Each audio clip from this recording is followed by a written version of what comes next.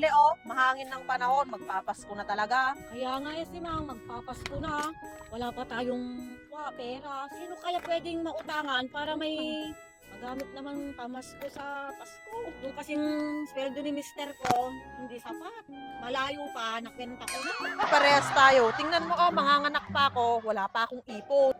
Uy, ano ba yan? Nandiyan lang pala kayo. Kanina ko pa kayo nahanap. Tingnan nyo, oh. Ang ganda-ganda ng damit ko. Ang ganda-ganda ko din. Kuring, maganda ka na eh. Ano naman ngayon? Salamat ka, stress kami sa utang. Kung hindi lang, ano naman sana yung ganda mo sa amin? Sabi mo lang naman yan, Kuring, kasi maayos yung kalagayan mo sa buhay. At saka hindi ka nai-stress, wala kang utang. Yung asawa mo, 30,000 ang sinasahod niya sa isang buwan. Tapos wala ka pang lending. Hindi katulad namin, oh. Talagang ganon. Alangan naman pabayaan natin ang sarili. Kayo kasi, hindi kayo marunong mag-budget. Sabihin nyo, di nyo lang kayang talunin tong ganda ko. Umuwi ka na nga, Kuring. Matatalo mo ako sa pagandahan. Pero sa paramihan ng utang, umuwi ka na. Baka mautangan pa kita. Wala nga kayo dyan. Kaya mo, nagyayabang pa eh.